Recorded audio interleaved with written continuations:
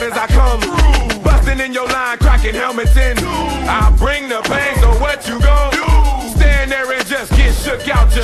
So clean out your locker, I'm out to get ya. Cause I just popped ya. You can't take the pressure. You might as well quit cause you just can't last. Madden 2000, put your face in the grass. Austin Safarian-Jenkins, the first touchdown of Jameis Winston's career. And your pride in the dirt, so put on a skirt. If you come on the field and don't wanna get hurt, just bruise and beaten, all black and blue. And it's been like that since Madden 92. So what's up, everybody? Welcome back. You're here with your host, Buccaneer Blake. Talking about the Saints Bucks versus the Saints.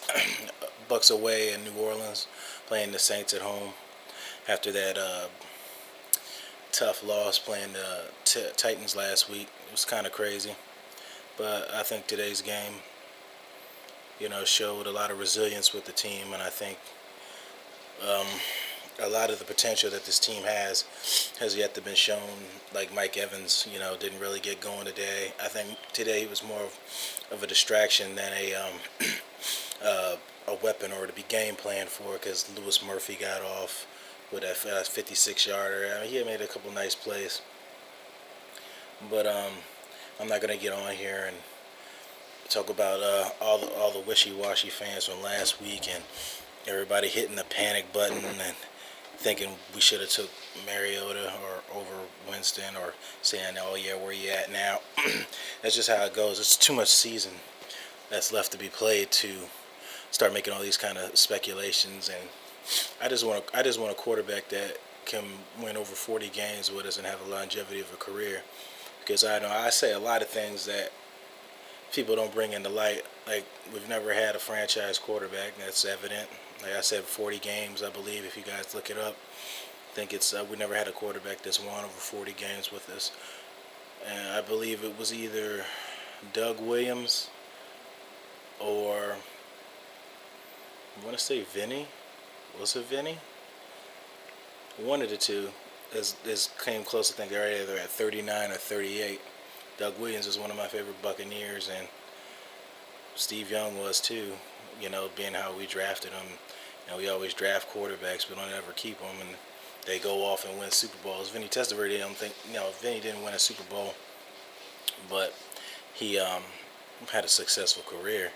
That could have been with us. Everybody knows the story of Steve Young. Everybody knows the story of Doug Williams blowing out John Elway and the Broncos in the Super Bowl. But let me stop rambling, as I can talk about a bunch of stuff that has nothing pertaining to what I wanted to talk about. So you have to excuse me sometimes. I'll do that. They must have heard me talking about from last week. You guys remember when we were talking about, I was talking about opening up the play calling, setting people up in positions to be successful? I think it hurt me because I saw Charles Sims in 5-wide formations, outside playing receiver. Y'all have yet to see the potential of Charles Sims until things start getting going. Y'all starting to see small pieces of it. So y'all don't think I'm quite crazy right away because, he hardly gets to do much, and he was hurt his rookie year. But you're just seeing the tip of the iceberg. And I'm sorry because Bobby Rainey gets a little bit limited, and he hasn't really, gotten flourished in the offense and been able to do certain things. But I think the 1-2 punch of Charles Sims and Doug Martin has been good, and I saw that play calling today. They opened it up, and instead of playing scared and playing like we're trying not to hurt ourselves instead of trying to win a football game. That's why I thought a lot would happen from last week playing against Dick LeBeau and the Titans. We tried not to screw up instead of trying to play to win the game. You get what I'm saying? I talk shit about him, and I'm going to talk praise about it. I do both. Great job, offensive line. You did a good job today. I saw you, Ali Marpet, getting beat a little bit by Cam Jordan near the final drive around there. He was giving you a little shimmy shake move. Granted, you're young. You're not kind of used to dealing with a big finesse player like Cam Jordan is, but offensive line, you did a pretty good job this week. He gave Jameis a lot of time on a lot of plays, and he was able to roll out and make certain plays sometimes. So I'm going to give y'all a big shout out. Y'all get a steak. It ain't on me because y'all eat too much, but it's on somebody. Gerald McCoy got him another sack today. That makes 2 for the season. his injury, I believe, is a shoulder strain. I said reporters reported that they seen him, carrying his stuff. So I don't think it's a separated shoulder or a dislocated shoulder or anything like that. But it's probably going to go day to day. Because I remember when the injury happened, I don't think it was a whole lot of contact. It's not like he bounced into a wall or anything or a pack. I think he was, just rushing, and I think something happened. Might have tweaked it a little bit, a little stinger, because I saw him rubbing it on the sideline. Hopefully nothing crazy happens, because we need Gerald McCoy. He's the anchor of this team, and we need him. Defense as a whole stepped up. Got a lot of interceptions, a lot of sacks, a lot of turnovers. I mean, we almost kind of gave up the ass at the end of the game and keeping the Saints in and letting the people get their money's worth. I know I would always prefer a nice cushy win versus a close game. I really like that play that Sterling Moore got beat on the underneath crossing route. And he came from behind Brandon Cooks or whatever that receiver was, and popped the ball out, and Swearinger picked it up. I think that was a huge play. We just created turnovers all over the field. And I think it was because, if you remember what I said earlier about last week when people were saying the pass rush wasn't there. Lovie Smith is delusional and that the pass rush wasn't there doing anything. I said that the Titans offense was getting rid of the ball so fast that the rush didn't matter. But we still ended up getting a couple sacks. But you saw this week when Drew Brees held the ball and people weren't wide open, right away. We got sacks, we got pressures, you got bad balls thrown. And that's basically what the cover two's got to do. You got to disrupt the quarterbacks, and get him off his spot, you know what I mean, and make him set and throw and give our secondary guys some, help so they can get underneath these balls and get these breakups and these picks. I was upset and happy. I had to play against Brandon Coleman, and he almost caught a touchdown on us. Brandon Coleman, 6'6" wide out from Rutgers. I think he wears number 16 for the Saints. Yeah, that's one of my underrated players I've been watching. I was wondering where he was. Of course, he's in New Orleans, and I got to see him twice a year. Hopefully, it doesn't turn out to be like Marcus Colston. And, on his way out, another one comes in, and then we got to deal with that.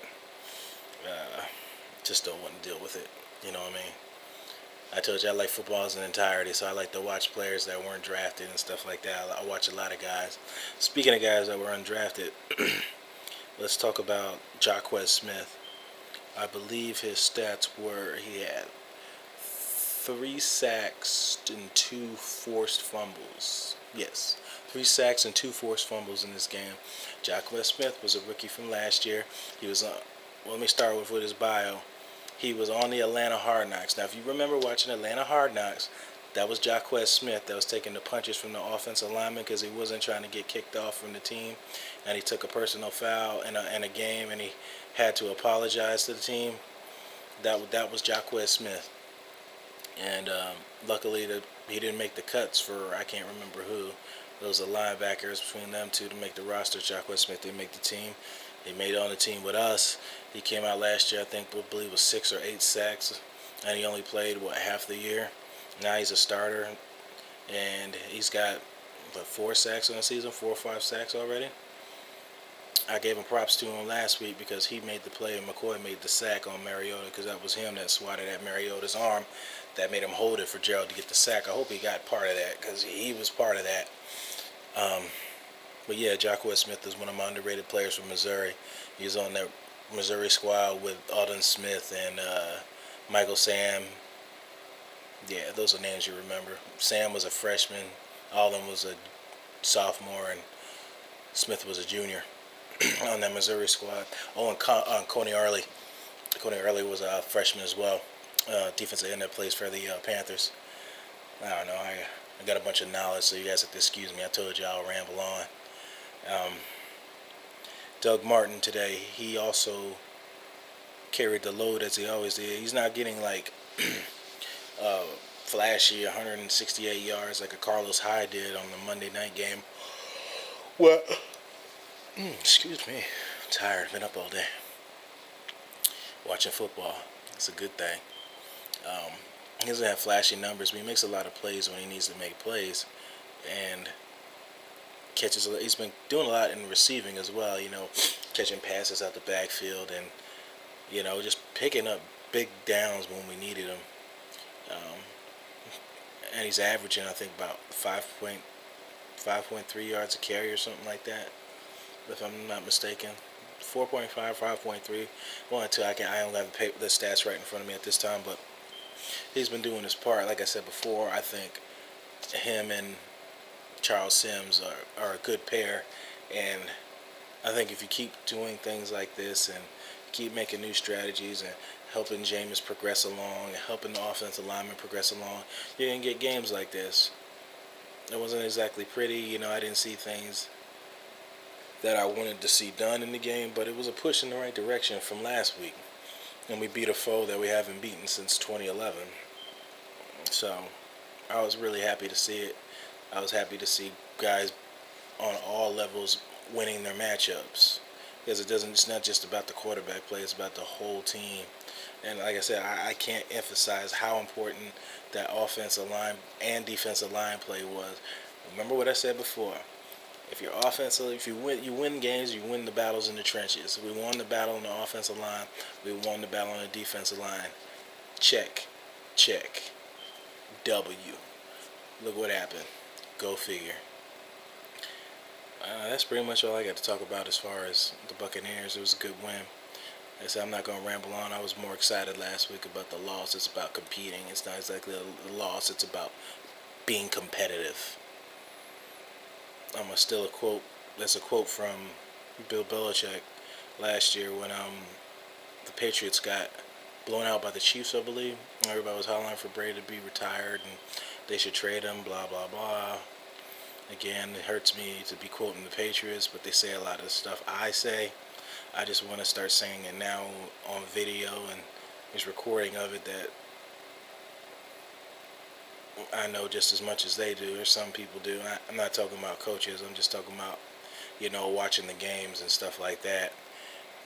These analysis and sports writer that's their job, to look up these stats, and I have limited resources.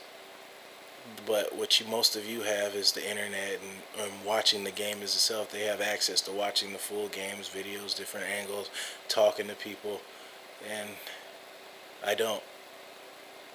And a lot of it, sometimes I have to pick between what I say what's my opinion and what actually that I'm seeing. So as I'm going along doing this, I'm trying to say more of what I'm seeing exactly. Rather than how I feel about it. You feel what I'm saying? Again, here I go rambling again. Great win today, guys. Way to turn around Winston. Way to not throw any picks. The fumble, we pulled it out. It happened. Doug Martin. The fumble happened. You had my heart racing. You guys like to keep you on the edge of the seats instead of walking for an easy victory. But moving on next week to Houston. I might do a video out there in Houston in the hotel. I'll be there next week, and I'll have some live shots and send you guys some video. And I gotta post my 21 minutes or my 21 sprints for you guys to show you that I made my dedication to this team. We gave up, what's the score? 26 to 19. So we do half of 18 is 9. So we'll go 9.5 extra minutes or 9.5 sprints. I still got to do the 21. I got to keep my promise, though. And everybody pray for Gerald. Hope everything turns out good for him. And as always, you're the master of everything you do in your life. Nobody can hold you against anything. Y'all be safe. Go Bucks.